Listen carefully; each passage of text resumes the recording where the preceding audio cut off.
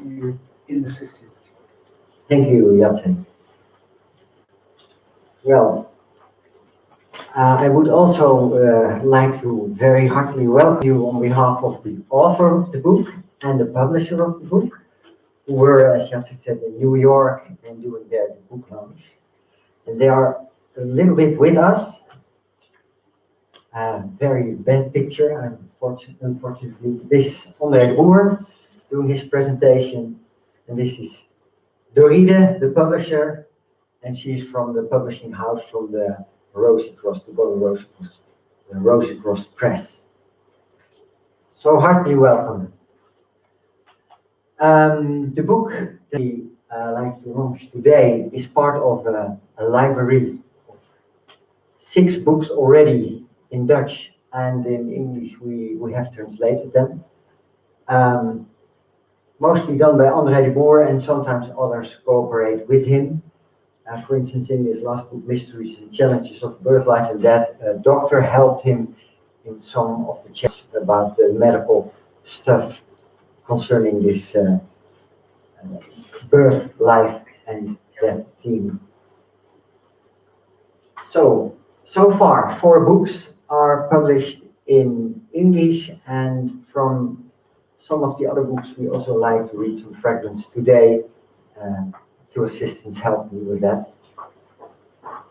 And 2 more books to come, Mysteries and Hymns of God, Cosmos and Man.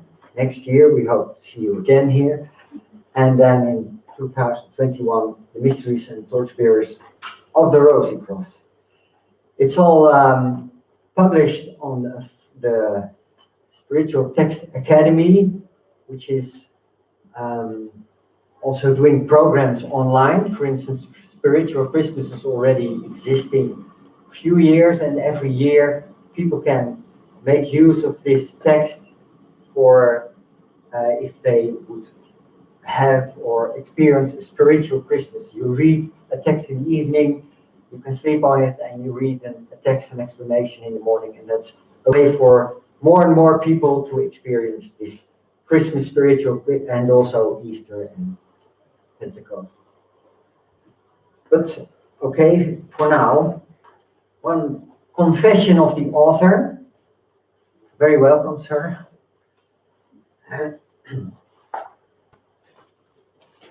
Just wait till the gentleman found the place.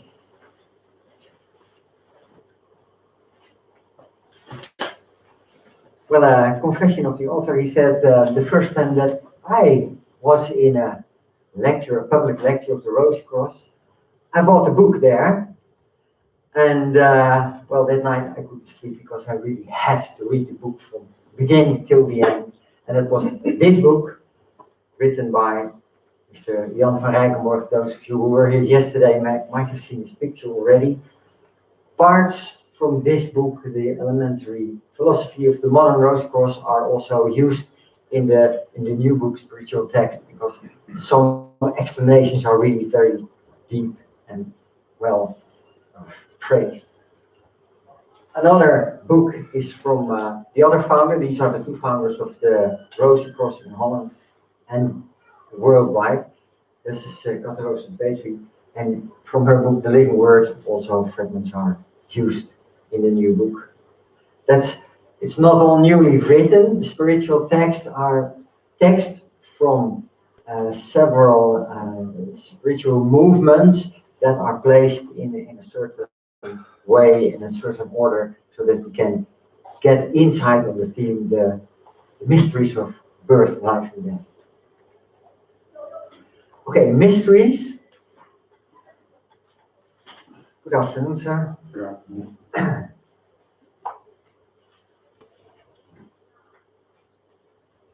think there's, yeah.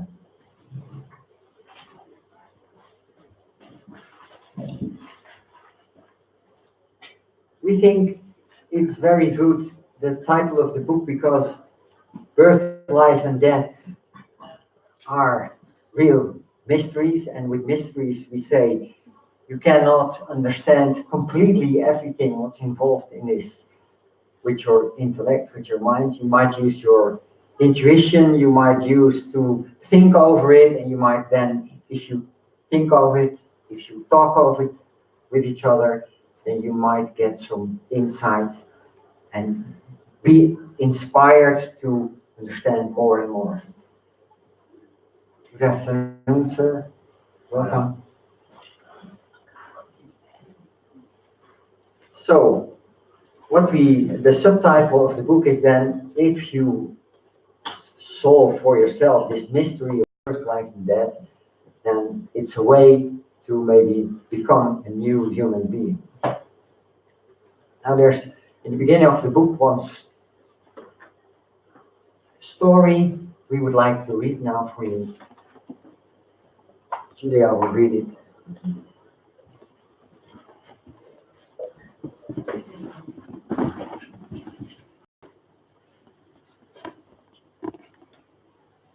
There were once twins in a womb.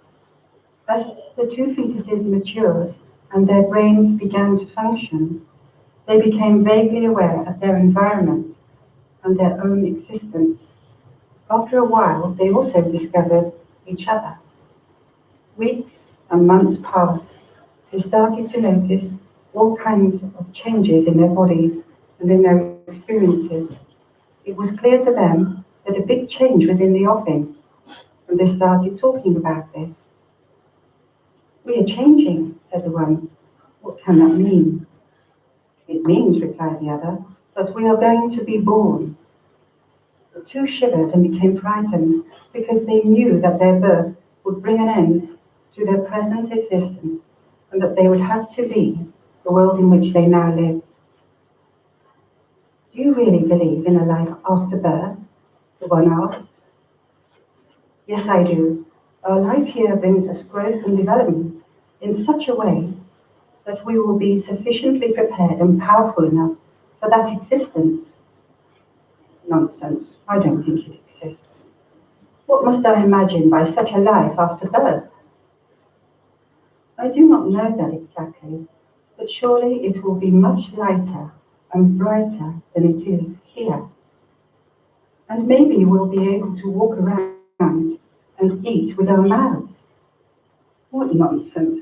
Walking around indeed. That won't work at all. And eating with our mouths, what a strange idea. Don't we have our umbilical cord that feeds us for that? Moreover, walking around is impossible because our umbilical cord is far too short for that. Still, I'm sure it can be done. It's all just a bit different than it is here. But no one has ever returned from this after-birth experience. Without birth, after-life has come to an end, and life here is just darkness and a torment. If our conception and all our growing and development signifies nothing else and all it ends is with birth, then this whole existence is completely absurd. And still, even though I do not know exactly what life consists of after birth, we will still at least see our mother, and she will take care of us." "Mother? You believe in a mother? Where is she then?" "Well, everywhere around us. We are and exist in her, and through her we would not exist without her." "What's that a nonsense? I've never noticed or seen anything of a mother. So she can't exist. Yet sometimes, don't you think, when we are really quiet, you can hear her sing for us or feel her caressing our world?" Thank you very much. So we might a bit of this mystery of life after birth for ourselves. One other great mystery is the Sphinx. And sometimes man is represented as a Sphinx because it's partially animal, the body is the lion body, and the other part is human, the head. And this Sphinx in the midst is asking us very important questions. Man, who are you? Where do you come from? Where are you going to? And one very important thing is, of course, that this sphinx representing a human being asks this himself or itself as well. And knowing about yourself is always, self-knowledge is very important in the spiritual traditions from very early days. Like here you see some parts left over from the Oracle of Delphi, the temple. And there stands above the entrance, know yourself, noti seauton. I don't know if that's Greek, but that's how I heard it. Noti seauton. Noti Seauton. seauton. Thank you so much. Know thyself. Know yourself, and it's sometimes followed by, then you will know the gods, and then you will know the universe. And the importance of knowing yourself is also written in a text from the book, in the book Spiritual Christmas. We would like to read. Yeah. I think you didn't find it, so. No, because we have, thank you, Pat, we have the Dutch translation, and the page number is not quite the same. But I'll read it from here. If you would ask me what to study, I would say yourselves. And when you had studied them, and then would ask me what to study next, I would reply, yourselves. He who knows well his lower self knows the illusion of the world, knows of the things that pass away, and he who knows the higher self knows God, knows well the things that cannot pass away. Thrice blessed is the man who has made purity and love his very own. He has been ransomed from the perils of the lower self, and is himself his higher self. Thank you. So self-knowledge, important. And one of the famous Egyptian sages said it very well, Hermes Trismegistus. Beyond all creatures on earth, man is twofold. Mortal because of the body, but because of the essential man, immortal. And those are always in inner conflict. This man and this lion. And we know this conflict also from the myths. Simpson fights the lion, Hercules fights the lion, and this is the fight that we can experience in ourselves. And in the Cosmos, there's a very mystery phrase maybe. Blessed is the lion which a man eats, so that the lion becomes a man. But cursed is the man whom a lion eats, so that the man becomes a lion. Well, we can maybe understand that this higher being and this lower animal being, in battle with each other, one has to win. And if we are able to eat the lion in ourselves, then it can be of service to us, to our higher or to the essential inner being. And the other way around, if the animal wins, then our existence between birth and death will be like the life of an animal.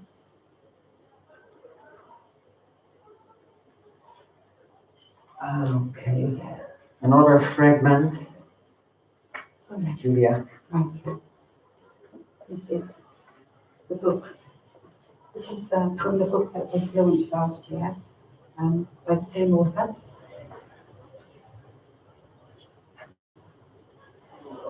Oh friend, if you wish to be free, shun the poison of the senses.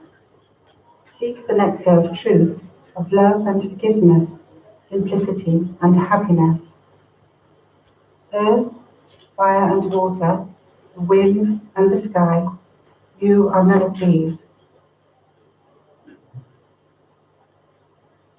If you wish to be free, know you are the self, the witness of all these, the heart of awareness. Set your body aside. Sit in your own awareness. You will at once be happy, forever still, forever free. You have no past, No duties bind you, formless and free, beyond the reach of the senses, witness of all things.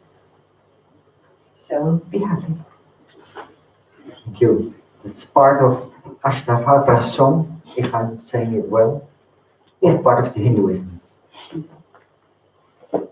So, if we try to understand this mystery of birth, life, and death, we can conclude that the senses are not enough to know everything about what's going on there. So, feeling, seeing, tasting, smelling, and hearing, those are not the senses, the way we want to investigate these mysteries. So if we do so, then the conclusion would be very easy. We can see people being born, rise up, go to school, go to work, retire, and then end in the grave and rest in peace. And then you could ask yourself, this rising, shining, and fading, is this really all there is? Well, the book says it depends. Depends on what point of view you choose to investigate this mystery. That could be philosophy, the intellectual understanding, or it could be spirituality, from the point of view of growing inwardly, or it could be religion, and that is maybe the point of view of getting to know things from a community, from a group, walking together a certain path of development. And we see walking together, intellectual understanding, growing inwardly. But the author says, no, it's not especially one of these points of view. We would like to combine them. And also we say that is not enough. What we think in our book, if we try to explain, if we try to understand these mysteries, then we would say light, the existence of light, of the spirit, is also very important. And you could say light and spirit is everywhere, but like light, it can be in a focal point. It can be focused on a certain way. And if we add that to this several points of view from which we would like to study these mysteries, then you could say exists a combination of religion and philosophy, might call it theology, and there is esotericism, mysticism, and the Gnostic magic. If you, with a group working with the light, you could say that is Gnostic magic. But in the middle of it all, we say, okay, we would like to use the standpoint, the point of view of gnosis, and that is not academic knowledge, but that is knowing from the heart, from the knowing with the heart. And one who very much used this gnosis in his writings and his stories was Plato. Of course, Plato, I say in English. Yeah, Plato. You might know him. He is very well known from his story of the cave, the allegory of the cave. And very bad picture, but you might recognize in here a vase, a bird, and a tree.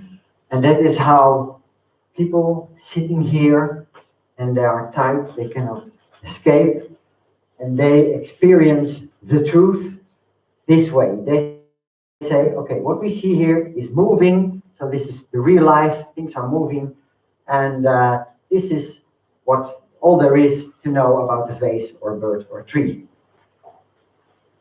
If they could escape, they could see maybe that behind the wall they're sitting in front of, there are people walking with images of this vase, tree, or bird in front of a fire so that the shadows can be seen on the wall. So that would be another truth if they have seen that. But if they would really escape, the cave and come above the ground, then they would see, okay, there's something like a real vase or a tree or a bird. And well, that's something really different from what we see or learn under the ground. Then that might be the real truth, maybe. And what we see here, important, is what's above the ground and what is under the ground. There's the difference. There's also this twofold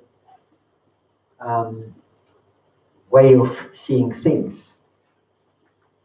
And it explains a bit about what we can consider as eternal as opposed to temporary, or unity and multitude, divine and natural. And what we see in this world under the ground, the things from above, the above world, as we could say, can penetrate in the world under. It's not the other way around. And one of the spiritual texts we used in the book is also from John, and that is, the light shineth in the darkness, and the darkness apprehended it not. This is an image of Hermes, and here you can see that this darkness and this light can be combined. He is the messenger of the gods, and he has wings on his heels and on his helmet, and that's the way that he can travel vertically, not just horizontally in the world of darkness, but he can combine both. And he's the messenger of the gods, and he tells us that man is called to become a living connection between these two worlds. Now, there's many traditions, spiritual traditions, that more or less tell us the same thing. There is this world above, being called paradise or nirvana, Tao, heaven, pleroma, and all of them have their own methods, ways of seeing things, ways of possibility to develop. But in this stage, they look very different. They look at the light in a different way. And in the book that Julia just read from, we have spiritual texts from several of these other spiritual traditions, so that it's not just Christianity that we are using the universal teachings, as we call them sometimes. And we would now like to read something about this knowledge that can change when you climb this mountain. So this is an extract from this book, Spiritual Easter and Pentecost. And this is Pentecost Sunday, What is Truth, a small part. Behold, when one climbs a mountain and attaining one height, he says, this is the top of the mountain. Let us reach it. And when he has reached that height, he sees another beyond it, until he comes to that height from which no other height is to be seen if he can attain it. So it is with truth. I am the truth and the way and the life, and have given to you the truth I have received from above. And that which is seen and received by one is not seen and received by another. That which appears true to some seems not true to others. They who are in the valley see not as they who are on the hilltop. But to each it is the truth, as the one mind sees it. And for that time, until a higher truth shall be revealed to the same, and to the soul which receives higher light shall be given more light. It's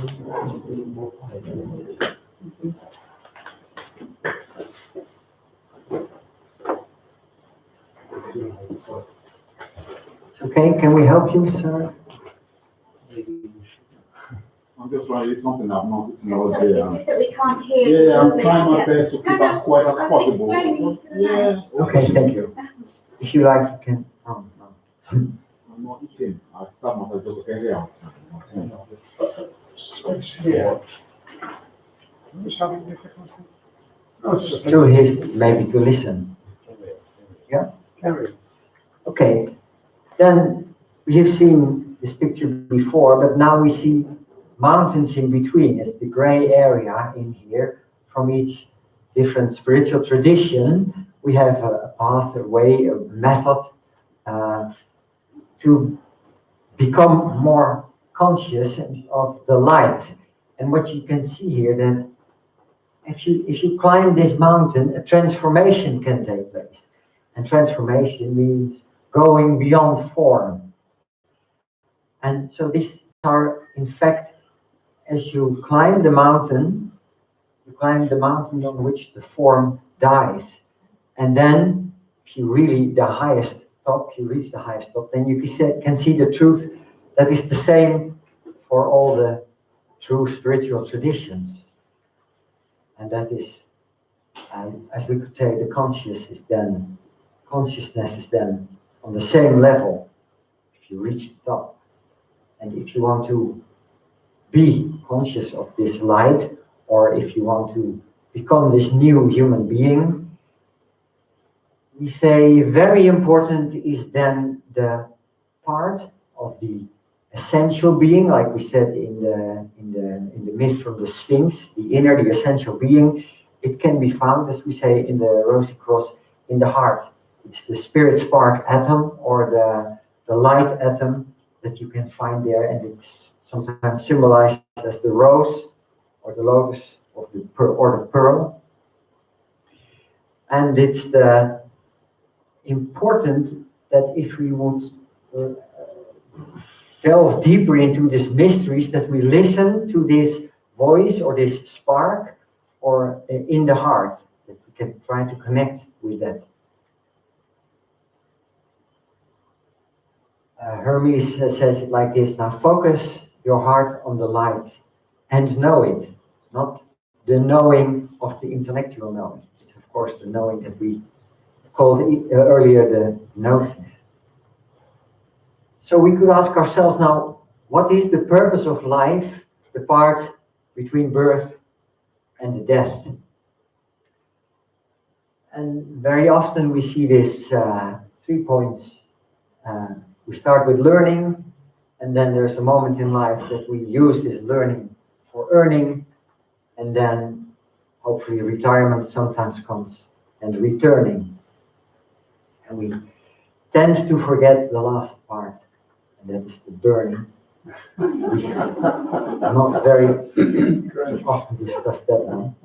But if you forget this, and especially if you like to grow spiritual, and if you do not think of these mysteries of birth, life, and death, you can be in a treadmill and not come any further, going around this wheel of birth, life, and death, or as in this picture, going around and round, being young, being old again. And this is this circle of life. Also, you might have heard of it from the Elton John song in The Lion King.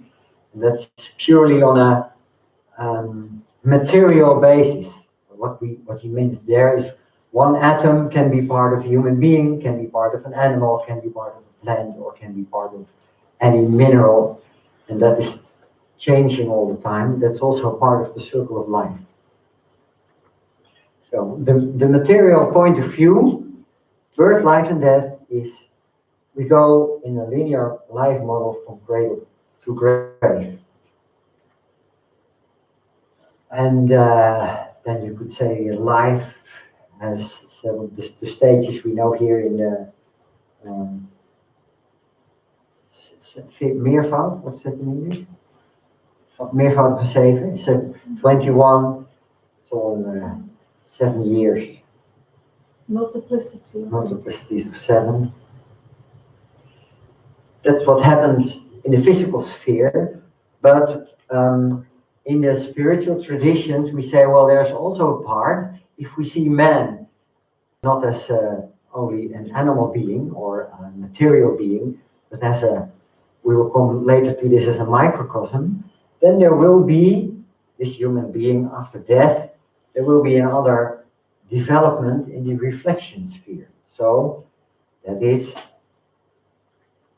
what happens between death and a new birth again, a reincarnation as we call it sometimes. And then there's also, you could see 4 stages after a human being dies. Then there's first some waiting room where he sees a retrospect, a movie of what his life had been. And then in the second stage, there's evaluating. That's a longer period in which you not only see what you've done in your life, but you also experience. If you've done bad things to other people, then you can more or less feel the emotion of what they experienced. And if you've done good deeds, and etc. That's evaluating and learning from it. And then, of course, in the microcosmic, the eternal being that we also are, this experience can be stored. Then there's a resting period, and then finally another preparing for a reincarnation, so that the microcosm can make a connection with a baby again. So to become a being from microcosm as well as a body, personality. This microcosm is represented in this way in the Vitruvian Man from Leonardo da Vinci. He is a man in a circle, in a sphere form. It's the microcosm. And you see here, how they call it, the quadruple of the circle. It says it's impossible mathematically, but still there's this combination of eternity, and time. The circle is the symbol for eternity, and the square is the symbol for time and space dimension. There's another image from Robert Fludd, an alchemist and a Rosicrucian in the 16th and 17th century. And he says, in this microcosm, the sphere around us, it's not just the body, but also other influences like we see a sky, stars, and moon, and etc. And the Rosicrucians sometimes use this image. I think yesterday we saw it in the presentation, more colorful, I think, but this is a way of representing a sphere which has an incarnation connected with it at the moment.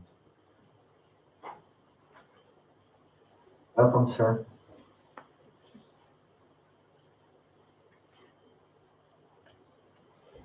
Another fragment to read.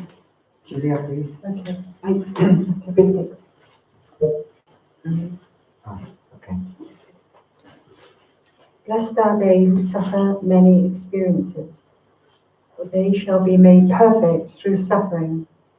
They shall be as the angels of God in heaven, and shall die no more. Neither shall they be born any more, for death and birth have no more dominion over them. They who have suffered and overcome shall be made pillars in the temple of my God, and they shall go out no more. Truly I say to you, except you are born again of water and of fire, you cannot see the kingdom of God. That was from this book. In that, from the Gospel of the Holy 12. So, nice picture of true and false in one word. We have to become true, or we have to learn the truth if we want to become a new human being. And this process of transformation is very often displayed in this way, from the caterpillar, the cocoon, and the butterfly. Of course, you can imagine that the butterfly can be in another dimension than the caterpillar. So this transformation makes it much more powerful, much more capable of much more. And that is an inner revolution. Nothing from the caterpillar goes into the butterfly. Everything changes, every atom. So, and the inner revolution, we say, that's now a nice in revolution. You see the word love if you really want to see it. And we need love for this inner revolution. In fact, what we do in this transformation, that we embody love in this new human being.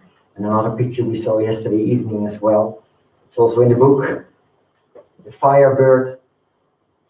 From the ashes of the old rises the new bird.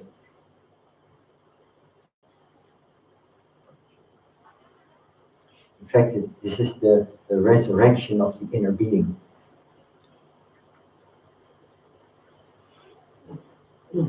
Another image of how this development, this transformation can take place. In this sphere, this microcosm, you could see the situation before the transformation. It's misty and cloudy, and it's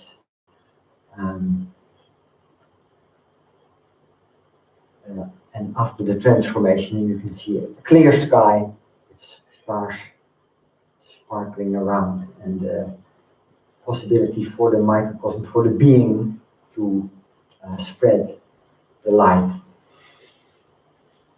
And there's an image of Dutch painter Jofra, from the son of the snakes, rising from the grave. Okay, I think this one is for me.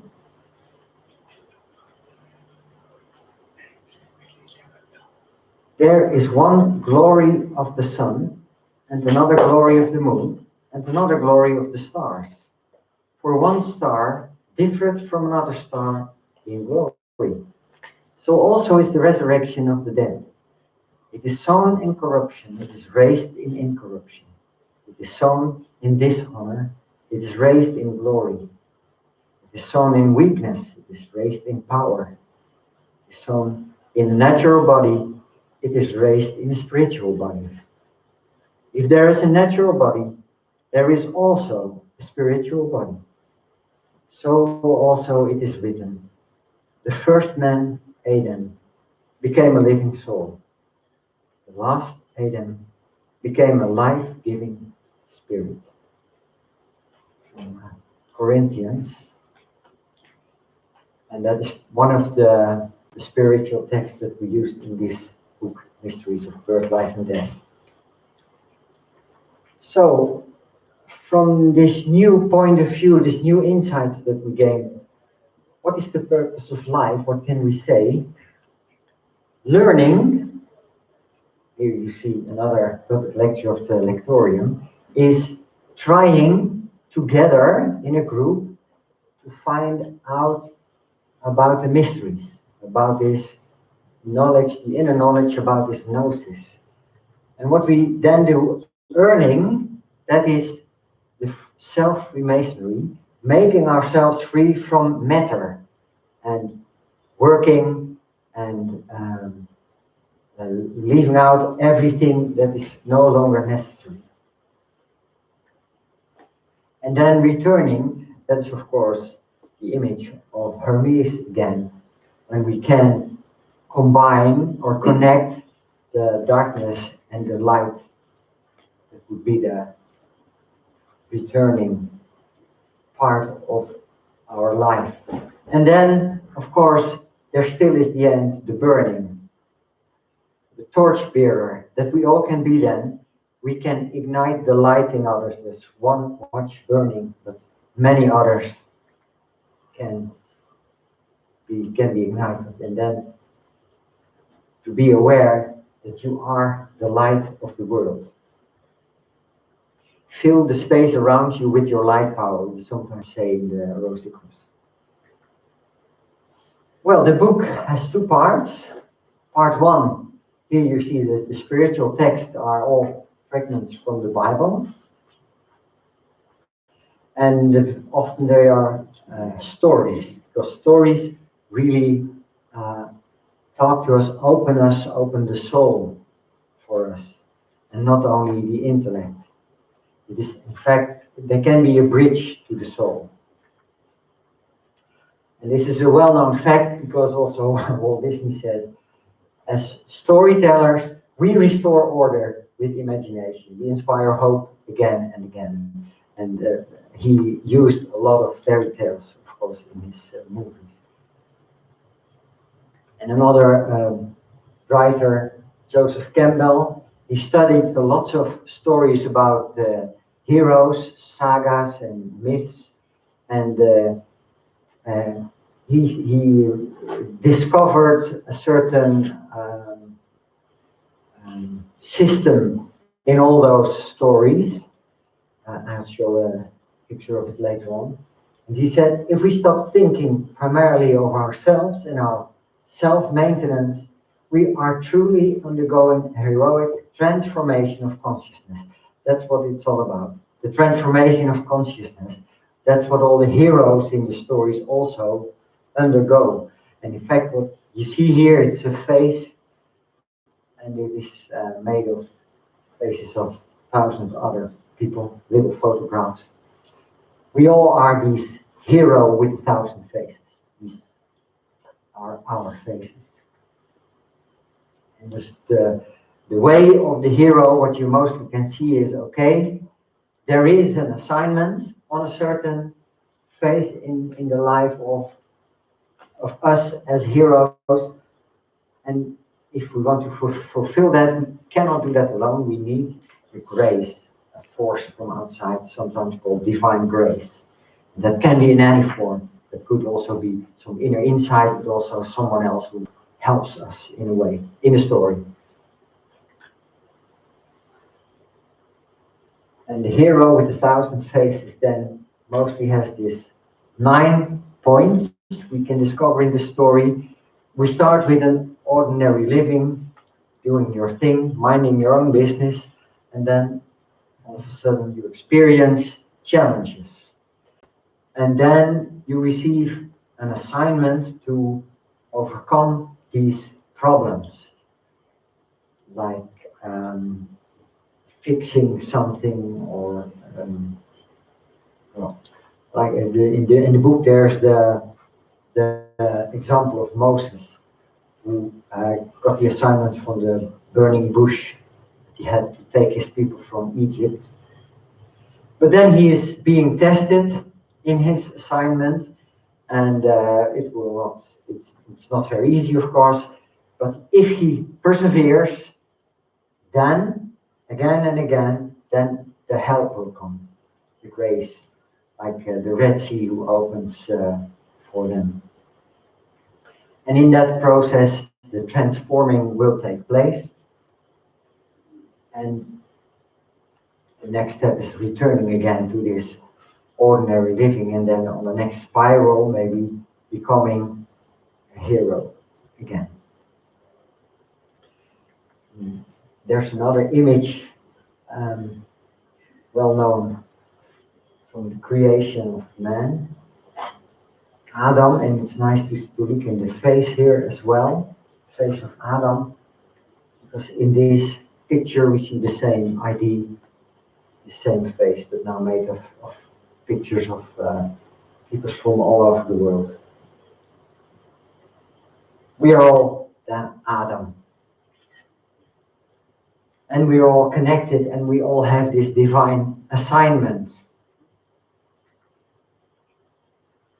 Okay, now more about the book, part 1. These 9 chapters we have accepting the word.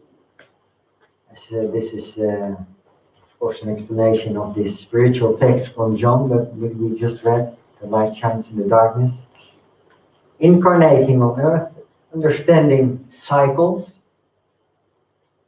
processing losses, making the two into one, the lion, using our talents, becoming free from illusion, acquiring the resurrection body, and experiencing the eternal now.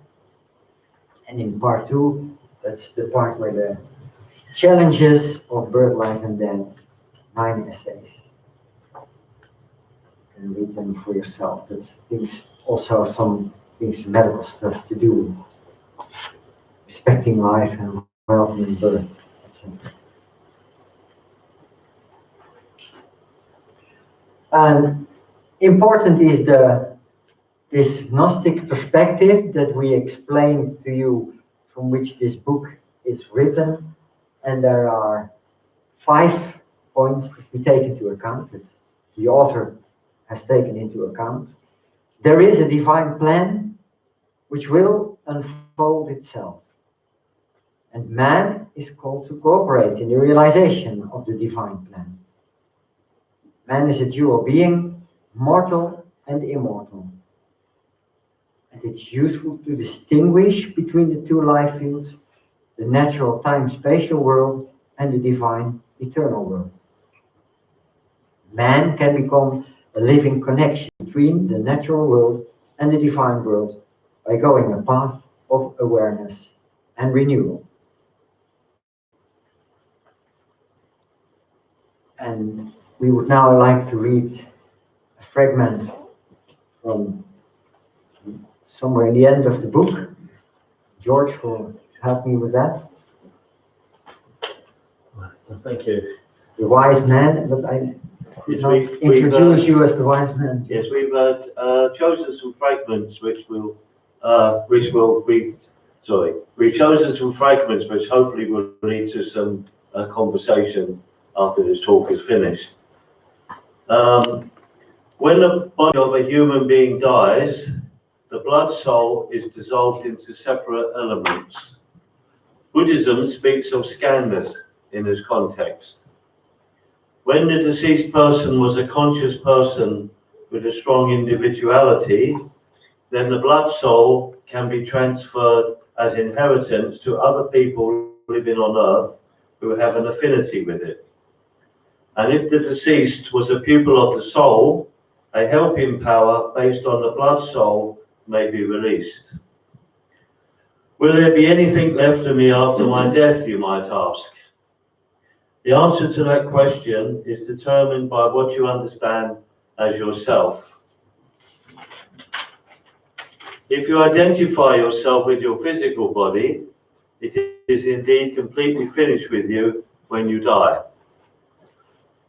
In the natural sciences and in the medical world, it is wrongly assumed that the consciousness will then have dissipated completely.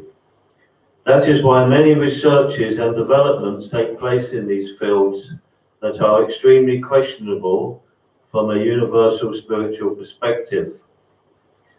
Authentic spiritual tradition teaches that after the death of the physical body, the consciousness can still be active for quite some time, and also that there is something else in the human being that is immortal.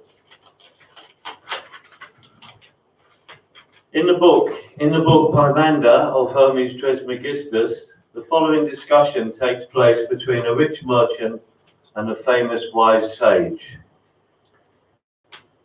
Your name is well known throughout the country. It does not seem right to me that you should live in such a shabby cabin. You should live in a palace. And where do you live? The sage asked. I live on an estate in a beautiful house with precious furniture. And how do you make your living? The merchant explained that he was a businessman and traveled twice a year to a big city where he bought raw materials that he then brought to his place of residence, to be sold to the local merchants. The sage listened attentively and asked the businessman where he stayed when he was in town. "I rent a room in a small inn," was the man's answer. "And if someone saw you in that room, would he not say, 'What are you doing here, prosperous businessman, in such a simple room?'" asked the sage. "And then you would probably say, 'I'm only on the road for a short time, so I do not need more.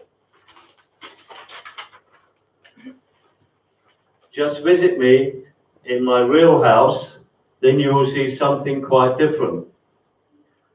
Well, my friend, the same is true for me," continued the sage. "I'm just on my way. This world is no more than a temporary stay.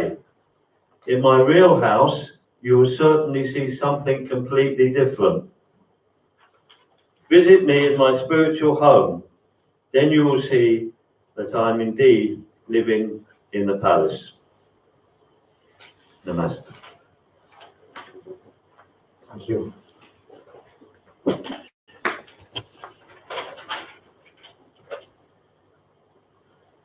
Well, so far, this introduction to the book that was launched a few days ago in New York and today in London, becoming a new human being, and we sometimes use this image for the new human being, the pentagram, the rose and the cross in the middle. Now it's time for exchange, if you like. Some remarks, questions, more stories you would like to hear? Yes, sir. Yeah. Oh, the microphone is coming. We saw in the analogy of the development of the fetus in the womb, and also the caterpillar and its metamorphosis. And in both those cases, it's a natural process that will bring about the transformation without any conscious effort on the part of the players, so to speak. So could we not say that the same transformation of the human being is also a natural process that will take place eventually, and that if it is already programmed in us, in a sense, by nature, by evolution, by life. Eventually in Dutch means not the same as in English. So what you say, like what we sometimes say is, of course, we had the same question yesterday, and the answer was yes. Every human being in the world has to go through this transformation and has this divine inner being and is part of the plan from God with world and humanity. So in that the answer would be yes. But we should also sometimes say, should we wait long times? Or is there a way of helping in this process? And that is maybe what we are We can either help or hinder that process. We can Yes. work with evolution or speed it up, in a sense. Yes, and then we say evolution might be not the right word for this, because evolution is used very much as what we see now in life from microfish. The physical The evolution. physical evolution. But Yes. along with the spiritual evolution or transformation, the physical will also be transformed. I think The so. whole, Yes. the whole earth, eventually. Yes. Because man is, in a sense, the spearhead of evolution Mhm. on this planet. His purpose is to link heaven and earth, or the higher with the lower Mhm. realms, and transform man himself. Mhm. Actually. there's a saying in the Bible, the whole of nature is groaning in travail, waiting for the true sons of God to arise. Yeah. With the same ideas, Mhm. that the man has to become conscious of his true role in life, Yeah. his true purpose. And the question is, why are we so, in general, largely unconscious of that purpose? Why is it not obvious to us? Why is it such a mystery? And because we use that, I think we overuse that word mystery. Mhm. So I'm saying, these mysteries of life, birth, and regeneration, it's almost as if we're saying it's got to stay a mystery, because a mystery is only a mystery until we discover what it means. And then it's no longer a mystery. It's because the word mysterion in ancient times had a different connotation. It was in the mystery schools, Mhm.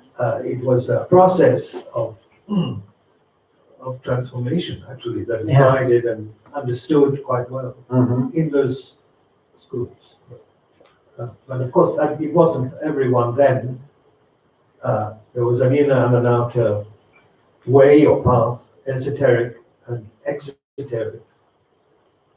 So it had to go by stages, Mhm. as we. Perhaps that's part of the mystery, that we have to go through these stages and consciously and to each level, become conscious at each of those levels. Rather, we can't jump from Mhm. where we are now, the lowest level to the highest. Obviously, it's like in anything in life. We go through the stages and on to the next one when we're ready for it.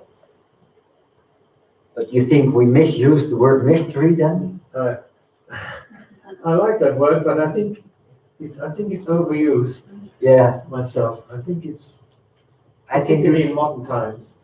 maybe it's the idea of the Spiritual Text Academy is, of course, to attract many people to become interested, and the word mystery attracts many people, many seekers. So all the books are mysteries from mystery. That's the publishing house has chosen the title for that reason, I think.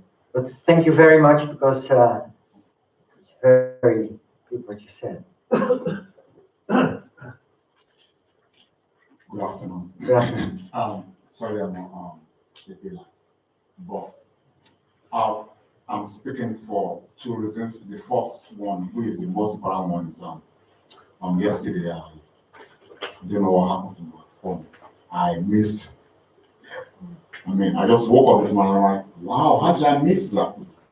Anyway, the point I'm making on that is now I'm be happy that you're recording our things. Is it possible to have a piece of recording of yesterday? Yeah, we'll give you that. Yes, Yeah. the answer is yes. Yeah. Oh, thank you so much. Thank you.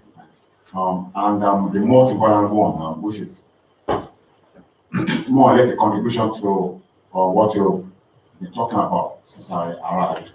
The way I understand life in general is one of the main purposes of a man in life, because for a very young age, I've always been drawn to mysticism, read books on Lobster Rampa. I was thinking, how do you do that? How could you use a module? Anyway, now I'm fairly few years older than then. The way I understand life to be is that one of the main purposes of every man on earth is to be able to achieve the amalgamation of the individual part of people, the spiritual and the physical. And in moving forward here, to be able to do that, you have to be able to slay your dragon. When I say slay your dragon, I'm saying in quote. When I say slay, because your mind is the greatest prison you can ever think of trying to escape. But you can slay the sins of the flesh, so to speak, then you're on your way towards achieving that purpose. Thank you. Thank you.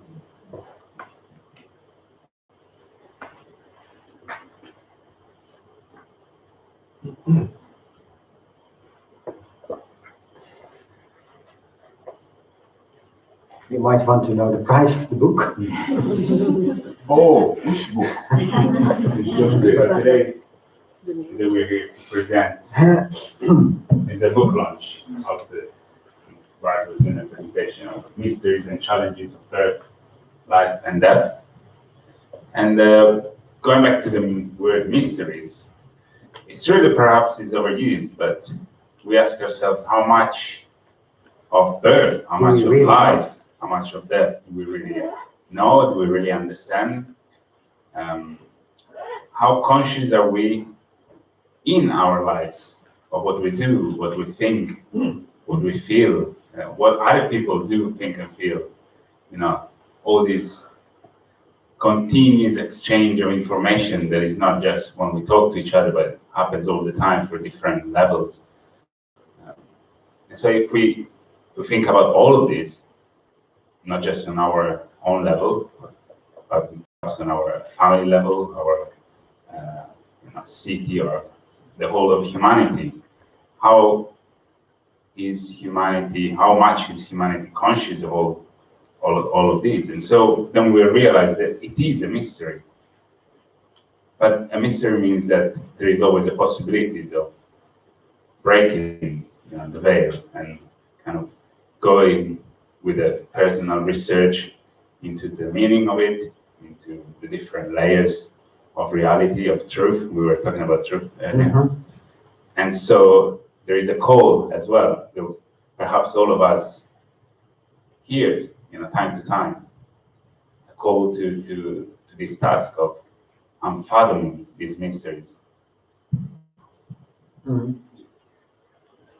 Yes, that's very, very pertinent to how he just placed it, because I believe that the duty we're supposed to have, with what we are called for, that is what is, if we don't know it, it's a mystery. Mhm. But if we know it, it's no more mystery to us. You see? So things that we don't know, but we called to confront it, it becomes mystery to us. So the books have been written to make us know what we're supposed to know. So that's why I believe that it's a mystery. Thank you. I think someone over here would like the microphone.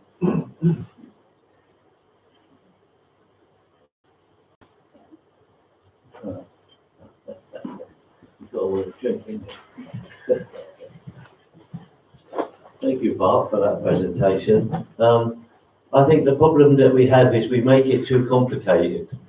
I mean, there's only two states of existence. There's a spiritual state of existence and there's the non-spiritual state of existence. And this is not the spiritual state of existence that we live in. Now, the first century Gnostic Christians, they presented the teachings quite clearly. This world is a prison of the soul. And the only purpose of existence on this planet is not to build a planet of some false paradise, but to return this, that to actually, for the soul to return to the spiritual world. Now, what causes the problems on the earth, and I say this as the next RE teacher, religious education teacher, is the organized religions here. It's in their interest to keep the soul trapped on this earth. And we had the diagram in the presentation of the reflection sphere.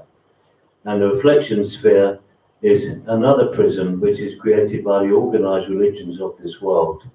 And I think as Gnostics we should be quite clear about this, that when Jesus said, "My kingdom is not of this world," that's what he's talking about. Now, any allusion to any organized religion on this earth is basically a trap. And I think that it should be quite clear. If we look around the world and we look at the God that these so-called religions worship as the creator of this planet, then you know what to think of the God that they worship. And I think that the early Gnostics were quite correct when they said that the God of this world is the lower God, And this God is keeping us trapped here by organising these religions and everything else and turning people against each other. In the spiritual world, we are all souls. I think the only one who had any idea out of all of them was Guru Nanak.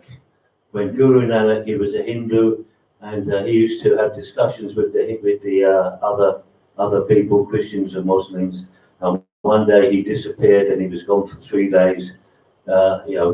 Obviously 3 days is a spiritual number. And he returned, and I asked him where he'd been, and he said he'd been taken up to the spiritual world. And he said in the spiritual world there was no Christian, there was no Jew, there's no Buddhist, there's no Hindu, there's no male, no female. We're just souls. And the biggest problem we have on this earth is we have with this identification with the body, with races and nations, etc., which is backed up to the hilt by all these organised religions. You only got to see all the presidents blessing their armies in the name of God, irrespective of whoever it is. So I think we should take more notice of the Gnostic Christian teachings about this world and be much more definite. So, I mean, how long do we want this world to continue with all this terrible suffering, pain and suffering that's going on in this place? Right, that's the end of my rant. Thank you, George. And Covered all the the author prepared one more last image. Social security expenditures. And maybe you might be familiar with this one. And it's meant that this is a carriage in English. Yeah? We have the carriage, which is the body is the vehicle, and we have the horse, which is a very nice animal, which is the personality with ideas of himself, and he would like to go everywhere where he wants to go. And we have the driver, is that it? Yeah. Coachman? Yes, the coachman, which is a symbol of the soul. And when he is asleep, the personality goes wherever he likes. So he has to be awake, the soul. But the coachman is not the one who really has to decide where to go. That is the passenger. And in the image, that is the spirit. So the soul has to awake, to listen to the spirit, to understand where he should go. And that's this nice image. Let's be aware of this. Soul has to be awakened and then connect, listen again to the spirit, and thus becoming this new man. And the soul then guides the horse. Of course. Yes. The person. Yes. Similar analogy to the, Arjuna's chariot, Yeah. driven by his pilot or his driver, Krishna. Krishna guides there are 6 horses in Arjuna's chariot. Arjuna, we are all Arjunas. Yes. In that sense, all initiates or budding initiates seeking truth and higher knowledge. And he allows himself to be taught and guided by Krishna, who represents his higher self, actually part of his own This is higher the nature. essential being. So there's that whole the Bhagavad Gita is an allegory of initiation in that sense as well as based on historical fact or truth. Wasn't that Krishna telling Arjuna to be aware to be the immortal one? Yes, you're not the body, you're not the mind, not No. the senses. You are. You are the immortal Identified. ego or the immortal soul. Yes. He said somewhere, about the spirit spark or the lotus of the heart. He who with devotion fixed on me, which he also calls it Lord Ishvara. It's another term for the spirit soul, which is located in the heart of every man. I mean, on a higher level, obviously, the heart has different levels of symbolism, but in this sense, it is the center of the human being. He who with devotion fixed on me over time finds spiritual knowledge springing up spontaneously over time. So, in other words, we each carry our own guru or guide or teacher within ourselves. If we are tuned to that, if we use our will consciously to tune into the heart. I mean, the heart is really the key. I mean, it's said in many places Tradition. that, listen to your heart will guide you rather than your head, meaning your everyday mind, which is not really your higher mind, it's actually only part of it, of the mind. We call it the lower manas in Theosophy, it's called, which is the lower aspect of the mind, the connected with the personality and the senses. The ego. And exactly, and the material life. But the spiritual soul is a true preceptor and guide, which exists on another level of consciousness within us. And actually, it said that we exist, the human being exists on multiple dimensions simultaneously, or planes, but we're not conscious on all of them at this stage. The masters, the adepts, the enlightened ones, they have become conscious, particularly the higher levels. You could call it the spiritual mind or the soul mind. But that's the work really that we need to do. The path we need to follow is really knowing who or what we are. We think we are just our personalities, really, or this body and a mind with a history and a name, and we sort of limit ourselves to a kind of pseudo identity. I think that's why the word mystery is important to use. It makes us, pushes us towards investigating ourselves, trying to find us. There's one thing I don't understand, because you can't have a higher mind unless there's a lower mind. You can't be awake unless you've been asleep.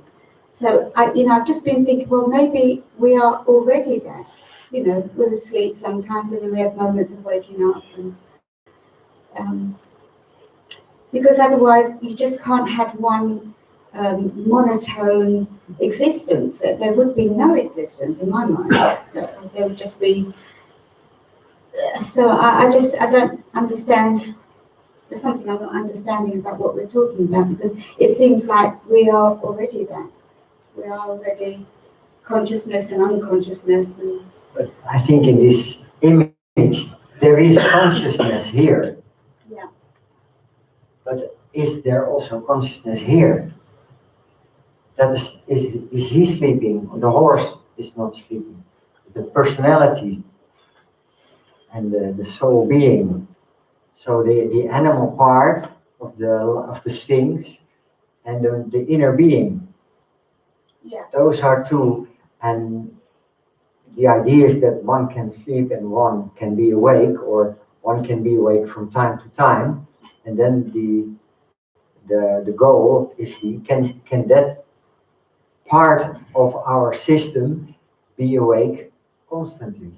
Well, that's what I'm saying. I don't think so, and I don't think that's so far anyway. I mean, I'm open to a different understand, but so far I think that's what we come here for. To learn to be conscious. So to me, everything that happens is as it should be. Okay. Yeah. In a path growing to conscious.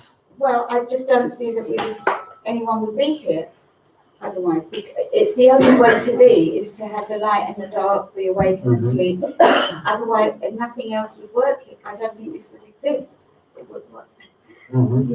We wouldn't know anything, would we? The part of incarnation was quite clear. There's a microcosm, and from time to time there's an incarnation and there's an existence in this physical area. Yeah. But there exist also moments in the existence of the microcosm when there's no incarnation.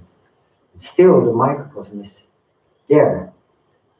So that again, there's no incarnation. Yes, no body, no personality connected to this microcosm. So basically, it's like if the horse gets detached from the carriage when we die. Mhm. Oh, right, so that we don't need to incarnate anymore. We go somewhere back to the heart of That- God or something. I mean, I'm okay with the word God. First, you need to upgrade the carriage. Yeah. So is that what we're That talking would be the about? goal. Yeah. Okay, all right. I'm back on board. Thank you. Coming back to that lady's point, though, it's a very important point, because the higher self is only a reflection of the lower self. It's still a trap. You can't have one without the other. And the task of the gnosis was to overcome the higher self, which was you can only know left if you know right, if you like. You can only know night with day. So the higher self can also be another trap. Yeah. We're sometimes known as passing through the dweller on the threshold.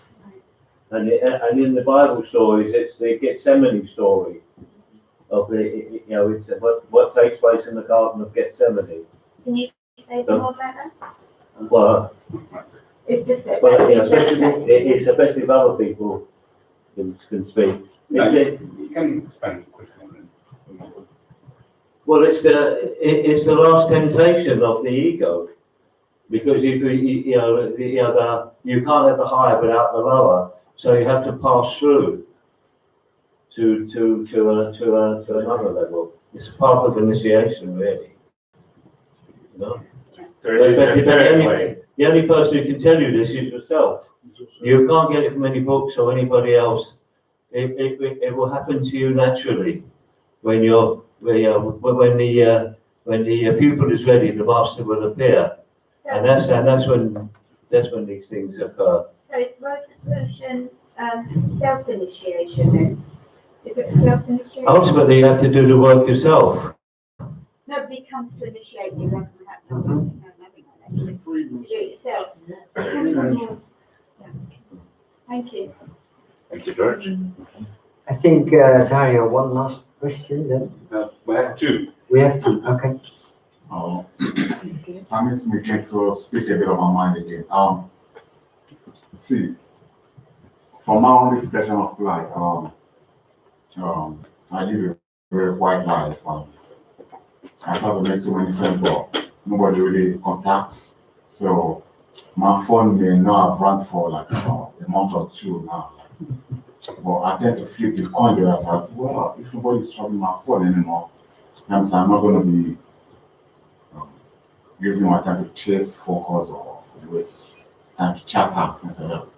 So, in other words, I made myself my own best friend. So, in a bit of a language thing, I'm not lonely because I have myself. Yeah, I'm a bit lonesome. If you know what I mean. Human being, I mean. Affinities for anyway. My point that I'm trying to make that's really more in tune with what we're talking about. Somebody could be asleep and they don't even know they're asleep. Somebody could be awake, of course they know they're awake. So many people could see, but are they really seeing? They can look, but are they seeing anything?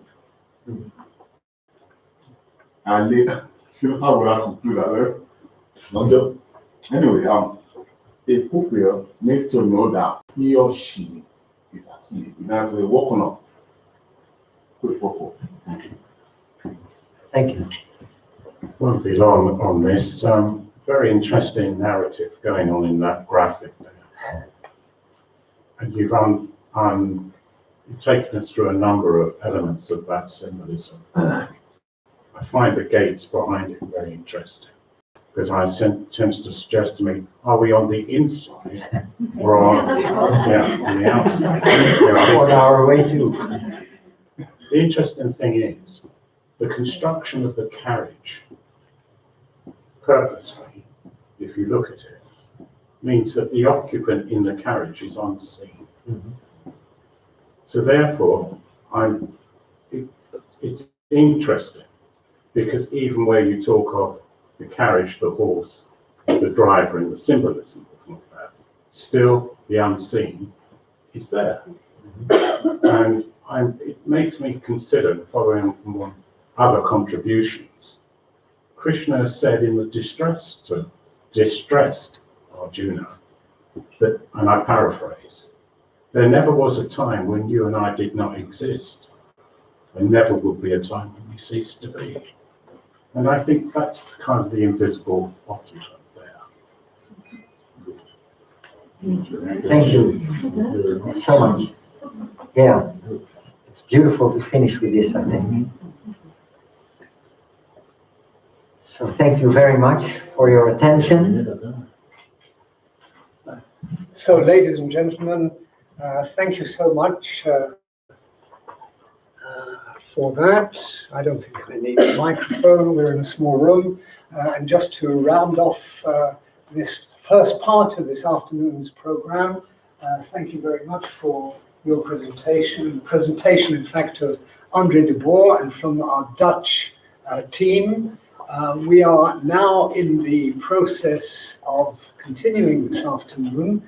We have in 1 hour's time, so you have time to go for a walk, to sit here, either fall asleep or meditate or read and buy the book, read the book, and in 1 hour, most probably you've read the book, and you'll be just in time for the next talk that we have here about what it means to be a Rosicrucian today. So that's really more focused and saying, is there a spiritual path, not of an undefined evolution for millions of years, which could be very selfish, very egocentric, when we see the suffering of mankind and see how millions and billions of people suffer terribly. So how can we contribute to decrease the suffering? And not so much, how can we evolve through processes of initiation? I think that's where we're at. And that I think we have to discuss very closely and carefully between ourselves.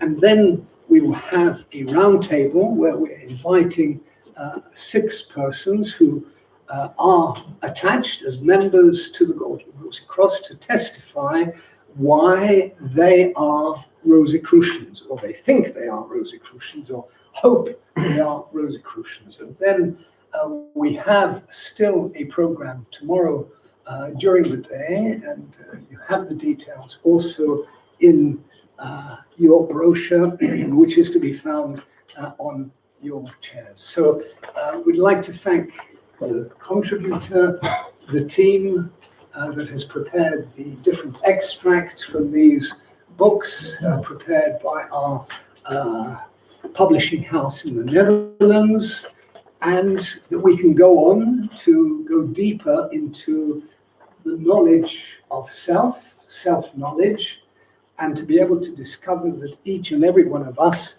is the temple of God. And if we are the temple of God, what does that mean in our daily practice? So here are the materials regarding that book. We're giving you the next appointment, which is in 55 minutes' time. This room is available to you. There is coffee and tea and water. There are books, and we look forward to seeing you then for our talk at 5 o'clock. Thank you very much indeed. We'll vacate part of this room in order to clean it up, but the rest of the room at the back is at your disposal. Thank you.